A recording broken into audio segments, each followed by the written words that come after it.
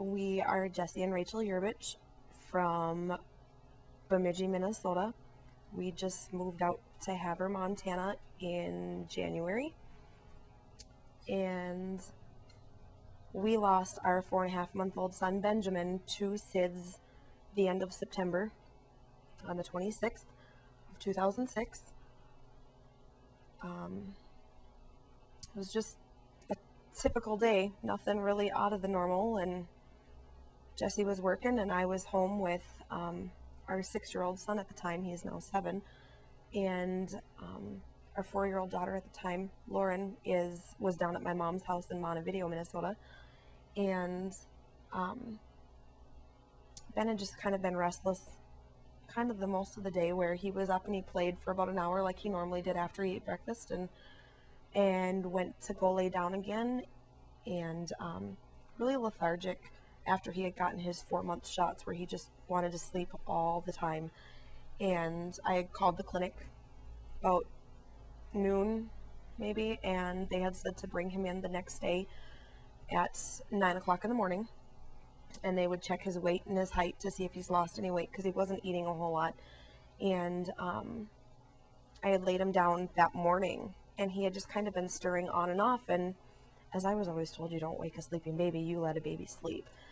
And I had gone in to check on him numerous times during the day, and I started making supper about 5 o'clock that evening, and that's usually right when he got up, was when we sat down to eat or when we were making supper. And I thought, well, I'll go get him up and feed him before we sit down to eat. And I went into his room and saw him in his crib where I had laid him, and he had turned himself around in his crib and had his blanket over his face. And I pulled it off, and I just knew instantly that something really bad was wrong and not good. And I ran and got the phone and dialed 911 and picked him up out of his crib and carried him to the living room, and I had him on the couch, and the dispatcher said that I needed to have him on the floor and start doing CPR. And I knew, I was trained how to do CPR, and I knew how to do CPR, but that day I couldn't do it. It just wouldn't click, and I kept screaming at her, telling her I needed help, and somebody had to come do it for me because I didn't know how. And I was trying to do it at the same time, knowing that it wasn't working. And within a matter of minutes, the sheriff's deputies were at our house. There were 2 of them, and they took over and started doing CPR. And then the first responders and the ambulance got there, and the deputies escorted my son and I out of the house.